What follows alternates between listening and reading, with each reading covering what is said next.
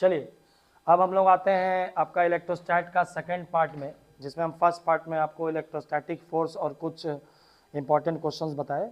तो second part में हम आपको इलेक्ट्रिक फील्ड, इलेक्ट्रिक पोटेंशियल और इलेक्ट्रोस्टैटिक पोटेंशियल एनर्जी के बारे में बताते हैं। ठीक है, चलिए स्टार्टिंग कीजिए आप। इलेक्ट्रिक फील्ड क्या है? तो सबसे पहले इलेक्ट्रिक फील्ड एक वेक्टर क्वांटिटी है, पहला पॉइंट। और ये पहला पॉइंट ही आपको क्वेश्चन बनवाएगा क्या कि आप फिर से इसको जनरल मैथमेटिक्स के प्रिंसिपल से ऐड नहीं करिएगा। ठीक है, इलेक्ट्रिक फील्ड का सबसे बेसिक अगर पॉइंट आप देखिए तो F बराबर हम लोग क्यू ही लिखते हैं। ये इलेक्ट्रिक फील्ड और इलेक्ट्रोस्टैटिक फोर्स के बीच में रिलेशन है। तो अगर आप इसका यूनिट की बात करें कि इलेक्ट्रिक फील्ड क्या होगा, तो ये होगा F/Q यानी न्यूटन पर कूलम, इसका यूनिट होता है, जिसको आप ऐसे लिख सकते हैं। और डायमेंशन भी आपको एग्जाम में इलेक्ट्रिक फील्ड का बहुत बार देता है। तो न्यूटन का डायमेंशन फोर्स होता है mLT-2, ये फोर्स का डायमेंशन है। और बाई कूलम यानी चार्ज, तो बाबू चार्ज का डायमेंशन होता है formula current into time. Current का डायमेंशन लिखते हैं A और टाइम का लिखते हैं T, यानी चार्ज का डायमेंशन हो गया AT। ये यानी ओवरऑल इलेक्ट्रिक फील्ड का डायमेंशन हो गया M, ऊपर में L, T नीचे टोटल 3 है, ऊपर जाएगा -3, A ऊपर जाएगा -1। ये डायमेंशन ऑफ इलेक्ट्रिक फील्ड होता है mLT-3 A-1। ठीक है, इसके बाद आप बढ़ जाइए electric field due to a point charge. यहां से आपको क्वेश्चन धरा जाएगा। क्या सर पॉइंट चार्ज? क्या मच्छर बैठ जाता है? हो कभी कभी मच्छर नहीं है, फीमेल एनोफिलीज है। Electric field due to point charge,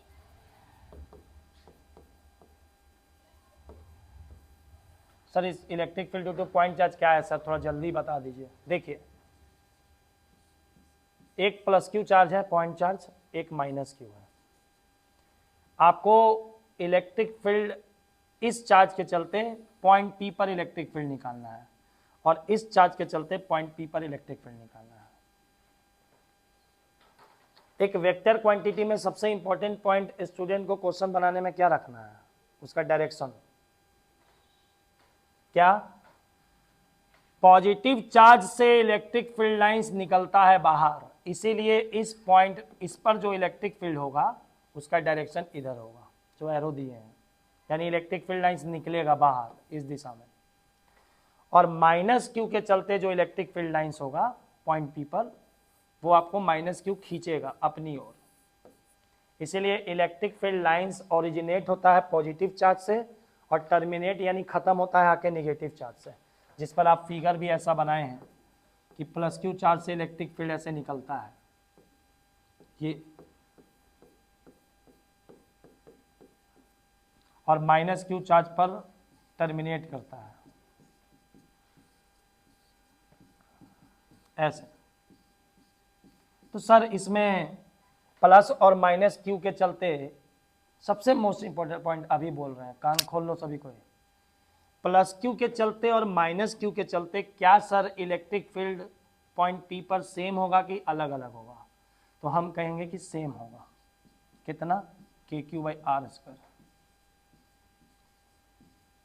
तो सर आप माइनस नहीं लीजिएगा, नहीं, वेक्टर में माइनस साइन के चलते सिर्फ डायरेक्शन चेंज होता है। इसी कॉन्सेप्ट पर आप क्वेश्चन बना लीजिए। ठीक है, क्या आपको याद होगा हम इलेक्ट्रोस्टैटिक फोर्स में आपको क्वेश्चन दिए थे कि एक स्क्वायर है, उस पर चार्ज रखा हुआ है, साइड A है, और आपको वन ऑफ द कॉर्नर पर फोर्स निकालना है, हालांकि यहां पर भी चार्ज दिया हुआ था। एक और इंपॉर्टेंट लाइन बोल रहे हैं, क्या इलेक्ट्रोस्टैटिक फोर्स में जहां पर भी आपसे क्वेश्चन पूछेगा जिस भी कॉर्नर पर, वहां पर चार्ज जरूर रखेगा। इलेक्ट्रिक फील्ड में चार्ज जहां पर इलेक्ट्रिक फील्ड पूछेगा जिस कॉर्नर पर, वहां पे चार्ज नहीं होगा। ये नहीं होता है। आप बोलिएगा कैसे सर, हम नहीं मानते हैं। देखिए देखिए यहाँ हम पॉइंट P पे इलेक्ट्रिक फील्ड आपसे पूछे, हमने चार्ज दिया? नहीं दिया। यहाँ पर पूछे, हमने चार्ज दिया? नहीं दिया। इसीलिए जब कभी भी आपको इलेक्ट्रिक फील्ड का क्वेश्चन आएगा, याद रखिएगा जहां पर भी इलेक्ट्रिक फील्ड पूछेगा वहां पे चार्ज नहीं देगा। ठीक है, अब कॉन्सेप्ट को समझिएगा। इस पॉइंट पर इलेक्ट्रिक फील्ड कौन कौन लगाएगा? एक ये लगाएगा, एक ये लगाएगा और एक ये लगाएगा। तो पहले हम लोग हैंडल दो को करेंगे, ये और ये, क्योंकि वेक्टर क्वांटिटी है, डायरेक्शन भी लिखना है। तो ये इस पर इलेक्ट्रिक फील्ड कितना लगाएगा सर? अभी आपको बताए हैं, प्लस क्यू जो है किसी पॉइंट पर इलेक्ट्रिक फील्ड कितना लगाता है? के क्यू बाई आर स्क्वायर। अब माइनस क्यू भी कितना लगाता है? के क्यू बाई आर स्क्वायर। अंतर क्या है कि प्लस चार्ज फेंक देगा, अब माइनस चार्ज खींच लेगा। तो यहाँ पर तुम खुद देख लो, ये वाला चार्ज इस पर इलेक्ट्रिक फील्ड फेंकेगा इधर, कितना? के क्यू बाई दूरी जो है ए स्क्वायर। चलिए इसको मान लीजिए हम ई मान लिए, वेक्टर क्वांटिटी है। ये वाला चार्ज क्यू क्या करेगा सर इस पर? ये इधर फेंकेगा, कितना से? ई बराबर के Q by A square. Again वही पुराना कॉन्सेप्ट, फिर से दो वेक्टर आ गया, फिर से दोनों के बीच में एंगल 90 डिग्री, तो रिजल्टेंट इधर, यानी इन दोनों को अब जोड़ो, इन दोनों को, तो जोड़ करके के क्यू बाई ए स्क्वायर और के क्यू बाई ए स्क्वायर, 2 के क्यू बाई ए स्क्वायर नहीं लिख देना है। वेक्टर में जो रिजल्टेंट का फॉर्मूला होता है, जब एंगल 90 डिग्री होता है दोनों वेक्टर के बीच में, तो फॉर्मूला होता है बाबू अंडर रूट ए स्क्वायर प्लस बी स्क्वायर, यानी फॉर्मूला हो गया under root E square plus E square, यानी आंसर आ गया √2e। और e का वैल्यू कितना है? √2e का वैल्यू है के क्यू बाई ए स्क्वायर। मतलब ये चार्ज के चलते और ये चार्ज के चलते जो इलेक्ट्रिक फील्ड यहां पर आप प्रोड्यूस हुआ है, उसका डायरेक्शन ये है, ये वाला, ये डायरेक्शन है। अभी तीसरा चार्ज बाकी है, तो तीसरा चार्ज सर इसको क्या करेगा? यहां पर इलेक्ट्रिक फील्ड फेंकेगा, क्योंकि पॉजिटिव चार्ज है, और दोनों के बीच में दूरी आप जानते हैं डायगोनल कितना होता है? √2a। तो तीसरा चार्ज भी यहाँ पर जो इलेक्ट्रिक फील्ड है इस पॉइंट पर, उसका डायरेक्शन इधर होगा। और ये इलेक्ट्रिक फील्ड हम लोग निकाल लेंगे कितना? तो मान लीजिए जो इसको हम E3 ले लेते हैं, E3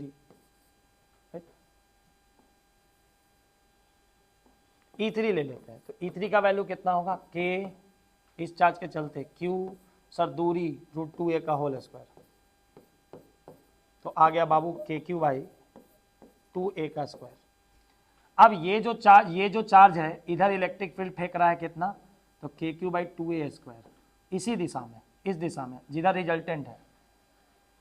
तो अगर दो वेक्टर का डायरेक्शन सेम है तो नेट रिजल्टेंट आपको निकालना है, दोनों को जोड़ दीजिए। यानी आपको क्या करना है, ये वाला फोर्स, ये वाला इलेक्ट्रिक फील्ड जो इस दिशा में है रिजल्टेंट के अलोंग, और ये वाला इलेक्ट्रिक फील्ड, दोनों इलेक्ट्रिक फील्ड को जोड़ दीजिए, वहीं यहाँ पे नेट इलेक्ट्रिक फील्ड होगा। तो देयरफॉर नेट इलेक्ट्रिक फील्ड कितना हो गया? तो E3 को हम ER में जोड़ देंगे। E3 कितना है? के Q by 2a square. ER कितना है? के क्यू बाई √2 के क्यू बाई ए स्क्वायर। यही आपका ER था, √2 के क्यू बाई ए स्क्वायर। ठीक है, अब आप दोनों में से कॉमन ले लीजिए, के Q by A square Bahua common आ गया, यहाँ आ गया 1/2 और यहाँ आ गया √2। न्यूटन पर कूलम आप लिख सकते हैं यूनिट। ये आपका नेट इलेक्ट्रिक फील्ड हो गया एट पॉइंट, जो आप कॉर्नर आपसे पूछा गया था यहाँ पर।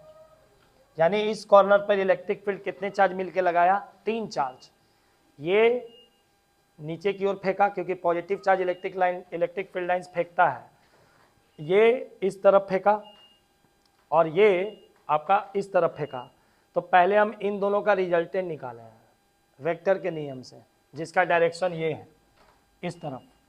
और तीसरा जो चार्ज यहाँ देख रहे हैं वो भी इलेक्ट्रिक फील्ड लाइंस फेंक रहा है इधर, ऐसे इस दिशा में। अब ये इलेक्ट्रिक फील्ड और ये इलेक्ट्रिक फील्ड जो आप निकाले हैं, दोनों का क्योंकि डायरेक्शन सेम है, इसलिए बउआ हम इसको ER को और E3 को जोड़ देंगे, तब जा करके नेट इलेक्ट्रिक फील्ड निकलेगा, जो कि आपका फाइनल आंसर है। ठीक है, आ जाइए फर्दर क्वेश्चन में। अब आपका टॉपिक है मोस्ट इंपॉर्टेंट, वो है relation between electric field and electric potential. Phi आपका इलेक्ट्रिक पोटेंशियल है।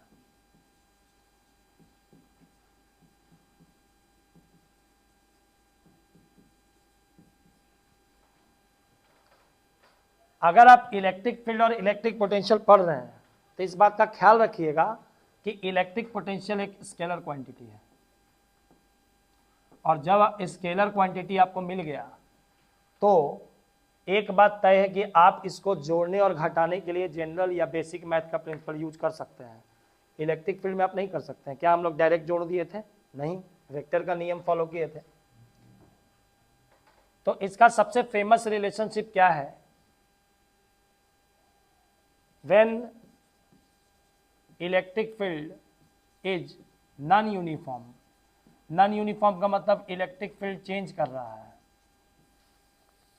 चेंज कर रहा है यानी वैरी कर रहा है। सर नॉन यूनिफॉर्म का मतलब क्या? नॉन यूनिफॉर्म का मतलब हुआ, उसके पहले आप यूनिफॉर्म इलेक्ट्रिक फील्ड समझ लीजिए। यूनिफॉर्म इलेक्ट्रिक फील्ड का मतलब सभी इलेक्ट्रिक फील्ड लाइंस के बीच में बराबर गैप होगा। ये अगर ऐसा फिगर बना हुआ है तो इसका मतलब इलेक्ट्रिक फील्ड यहां पर यूनिफॉर्म है।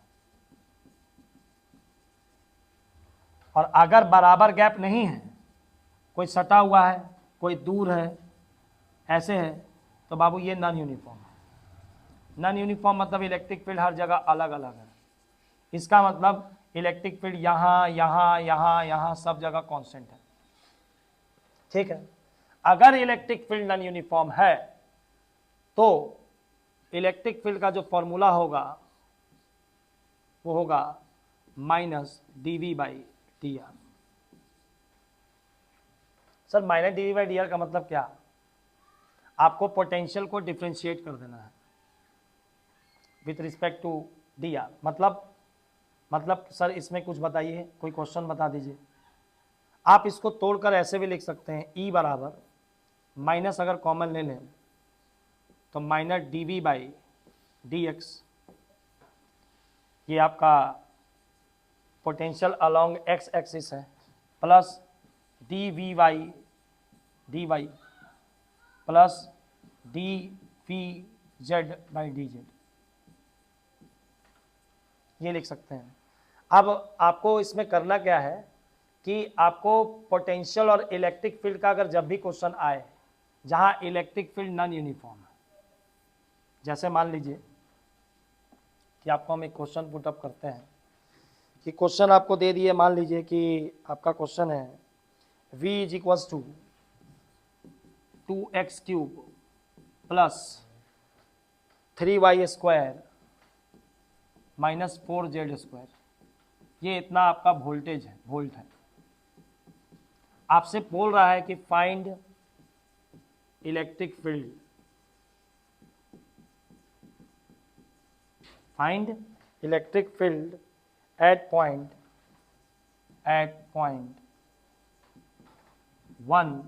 1 माइनस 2 मीटर। ये आपसे इलेक्ट्रिक फील्ड पूछ रहा है। ठीक है, तो हम लोग करेंगे क्या कि हम लोग इसको डिफ्रेंशिएट कर देंगे। किस फॉर्मूला से? E is equal to minus dV/dr। तो सर इसको बनाएंगे कैसे? कुछ नहीं करना है, minus d/dr of 2x³ plus 3y² minus 4z²। देखिए बात को समझिएगा,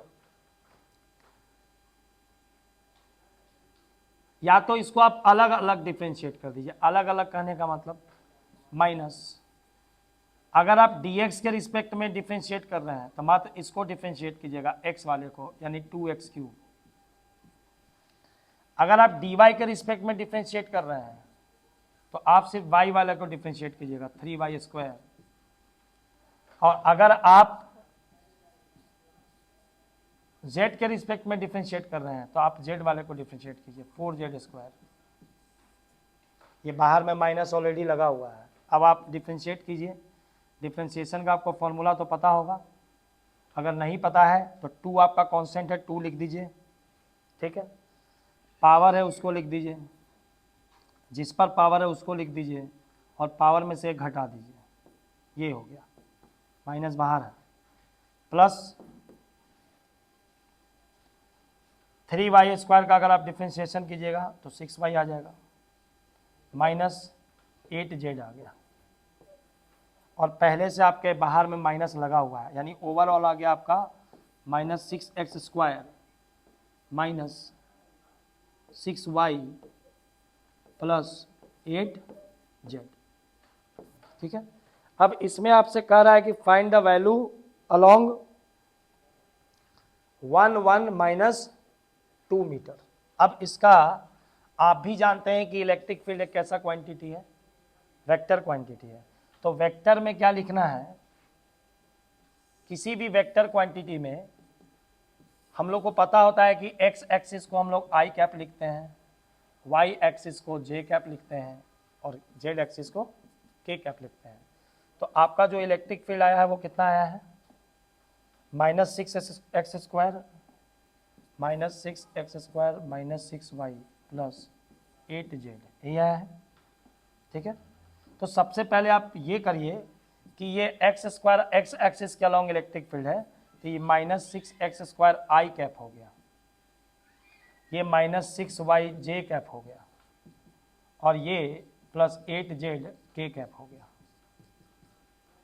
अब आप क्वेश्चन के अकॉर्डिंग 0.112, इसका मतलब ये x का वैल्यू है, ये y का वैल्यू है, ये z का वैल्यू है, ये इसमें पुट कर दीजिए, ये यानी माइनस 6 इंटू 1 का स्क्वायर आई कैप माइनस 6 इंटू 1 जे कैप प्लस 8 इंटू 2 के कैप, यानी आपका आंसर आने जा रहा है माइनस 6 आई कैप माइनस 6 जे कैप प्लस 16 के कैप। ये आपका बाबू इलेक्ट्रिक फील्ड हो गया। और अगर आप इलेक्ट्रिक फील्ड का यूनिट तो हम आपको बताए थे न्यूटन पर कूलम, लेकिन अगर आप इस रिलेशन से इलेक्ट्रिक फील्ड लिखते हैं तो डीवी का यूनिट वोल्ट हो गया और ये नीचे डीआर है, तो आपको वोल्ट पर मीटर यूज करना है, यानी इलेक्ट्रिक फील्ड यहाँ पर हो गया वोल्ट पर मीटर। ठीक है, अब ध्यान दीजिए, अब बात है कि अभी आपने क्या किया, अभी आपने पोटेंशियल दिया हुआ था, तुम इलेक्ट्रिक फील्ड निकाला। अब अगर मान लो इलेक्ट्रिक फील्ड दिया हुआ है, पोटेंशियल कैसे निकालोगे? If electric field is given and how to calculate potential. अगर इलेक्ट्रिक फील्ड दिया हुआ है और पोटेंशियल निकालना है तो सर हम क्या करेंगे? हम ये करेंगे कि हम जो फॉर्मूला पढ़े हैं उसको लिखेंगे कि E बराबर माइनस dV/dr। यहां ध्यान दीजिएगा, तो देयरफॉर क्या हम ऐसे नहीं लिख सकते सर V बराबर माइनस E/dr? हाँ लिख सकते हैं, लिख सकते हैं। और इसमें सबसे विशेष इंपॉर्टेंट पॉइंट ये है, सबसे विशेष इंपॉर्टेंट पॉइंट कि आपको अब इस पोटेंशियल को चाहने के लिए अगर आपको दो पॉइंट के बीच में पोटेंशियल चाहिए, क्योंकि डीवी का इंटीग्रेशन तो वी होगा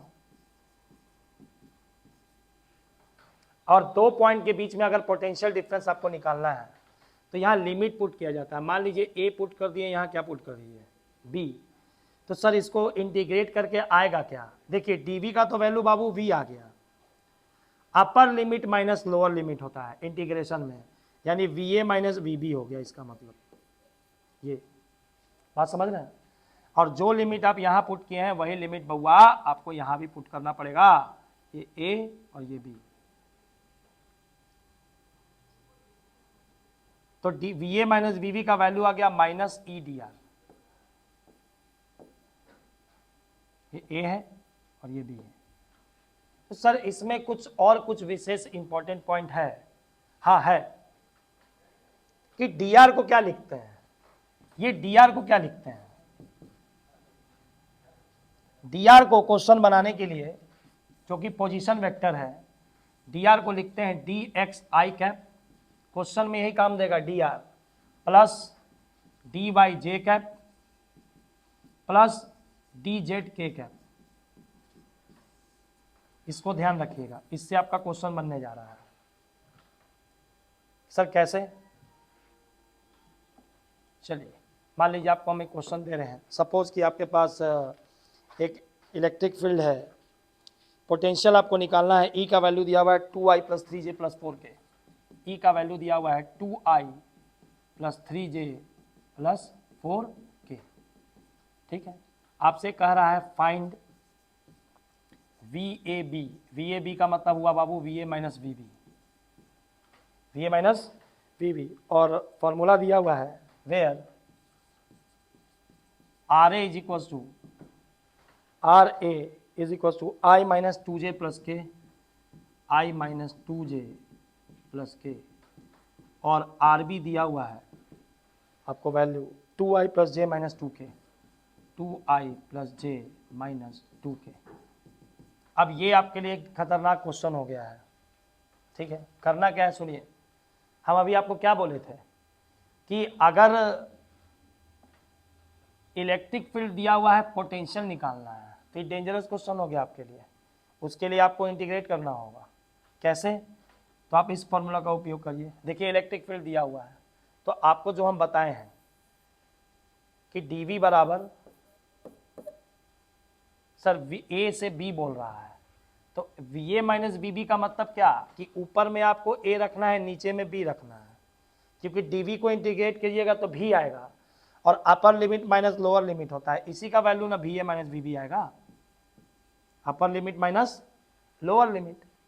तो इसको सर लिखेंगे कैसे? माइनस लिख दीजिए जो रिलेशन है, और E डॉट dr, ध्यान दीजिएगा, E डॉट dr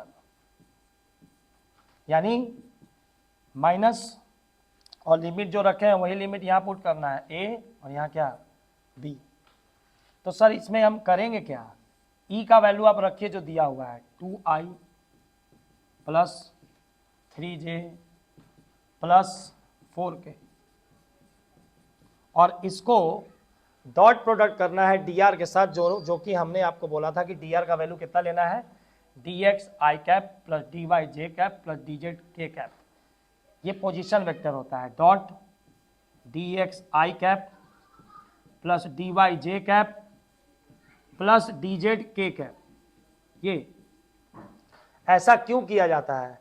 ऐसा इसलिए किया जाता है ताकि आपको इंटीग्रेट करने में बने। अब ध्यान दीजिएगा, डॉट प्रोडक्ट आपको करना है। डॉट प्रोडक्ट का मतलब वेक्टर में नियम है I डॉट I 1 होता है, अपने परिवार के साथ ही सिर्फ डॉट प्रोडक्ट होता है, J डॉट J 1 और K डॉट K 1। अगर आप किसी दूसरे स्पेसिस के साथ डॉट प्रोडक्ट कीजिएगा I डॉट J तो 0 होगा, क्योंकि डॉट प्रोडक्ट होता है AB cos थीटा, और I और J के बीच में एंगल 90 डिग्री है, तो cos 90 0 हो जाएगा, तो I डॉट J 0 हो जाएगा। इसीलिए आपको मात्र I को I के साथ गुना करना है, J को J के साथ और K को K के साथ। यही डॉट प्रोडक्ट का नियम है, अलग तो करना नहीं है। I को I के साथ, J को J के साथ, K को K के साथ। अब आप बताइए 2I डॉट dx I, तो I डॉट I तो 1 हो गया, और 2 डॉट dx यानी 2dx, यानी इसका वैल्यू क्या आ गया, माइनस बाहर। अब हमको इंटीग्रेट करना है 2 dx को, ठीक है, 2 dx plus 3 dy plus 3 dy plus 4 dz, ठीक है। अब ध्यान दीजिएगा सर, अब क्या होगा इसके बाद? इसके बाद करना क्या है? तो इसके बाद ये है कि आपको लिमिट पुट कर देना है।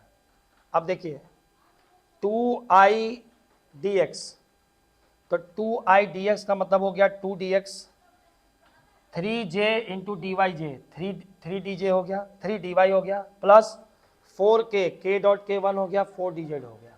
अब आप जब इंटीग्रेट करिएगा इसको, तो वैल्यू क्या आएगा आपका, VA minus VB is equal to, VA minus VB is equal to, minus बाहर है, यहाँ आ गया है 2 dx plus 3 dy plus 4 dz, और इसका लिमिट हम लोग को जो रखना है वो रखना है लिमिट A के जगह रखना है I minus 2J plus K। इसका मतलब क्या हुआ कि I x एक्सिस का वैल्यू 1 है, Y एक्सिस के जगह -2 रखना है, और Z एक्सिस के जगह 1 रखना है।